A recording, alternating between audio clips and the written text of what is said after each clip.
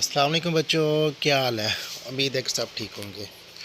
अच्छा तो बच्चों, हमने पेपर 1 पार्ट 2 वीडियो में क्वेश्चन 26 में वाटर गेट स्कैंडल के रिलेटेड एक एमसीक्यूज़ पढ़ा था।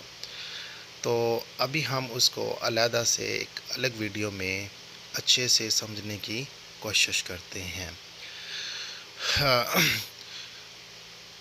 आज हम बात करेंगे अमेरिकी तारीख के सबसे बड़े सियासी स्कैंडल वाटर गेट स्कैंडल की।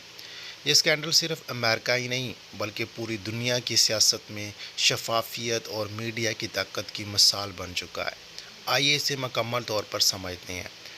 वाटर गेट स्कैंडल 1972 में अमेरिका में पेश आया, जिसने सदर रिचर्ड निक्सन को इस्तीफ़ा देने पर मजबूर कर दिया। पस मंज़र बच्चों क्या है कि 17 जून 1972 को 5 अफराद को वाटर गेट कम्प्लेक्स से गिरफ़्तार किया गया। ये कम्प्लेक्स वाशिंगटन डीसी में वाक़या है, जहां डेमोक्रेटिक पार्टी का मरकज़ी दफ्तर था। ये लोग वहां चोरी और टेलीफोन टेप करने वाले आलात नस्ब करने के लिए घुसे थे। तहकीकात इब्तदा में मामले को छुपाने की कोशिश की गई, लेकिन अमेरिकी अखबार वाशिंगटन पोस्ट के 2 सहाफ़ी बॉब वुडवर्ड और कॉल ब्रिंस्टन ने इस पर गहरी तहकीक की। इनकी रिपोर्टिंग से मालूम हुआ कि इन चोरों का ताल्लुक सदर निक्सन की रिपब्लिकन पार्टी से है और उनके मकसद सियासी हरीफों को नुकसान पहुंचाना था। सदर निक्सन ने और उनके साथियों ने इस जुर्म को छुपाने की कोशिश की, लेकिन वक्त के साथ साथ ऑडियो रिकॉर्डिंग्स, गवाहियों और अदालत के अहकामात ने सच को बेनकाब कर दिया।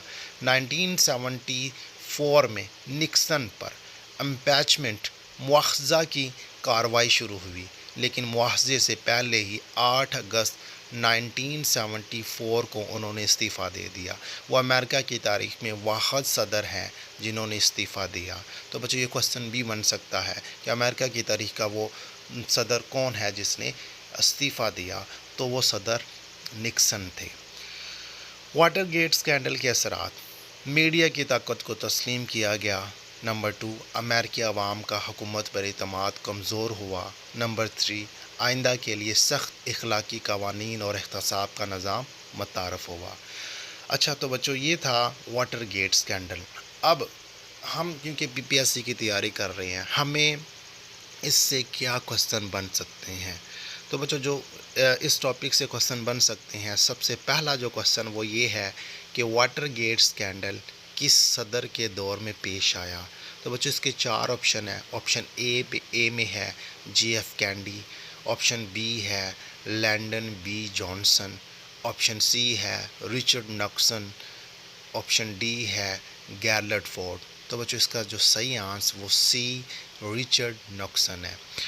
उसके बाद बच्चों, जो दूसरा क्वेश्चन बन सकता है वो ये है कि वाटर गेट स्कैंडल का ताल्लुक किस मुल्क से है। तो option A UK, option B USA, option C Russia, option D France. तो बच्चों, इसका जो सही आंसर है वो USA है।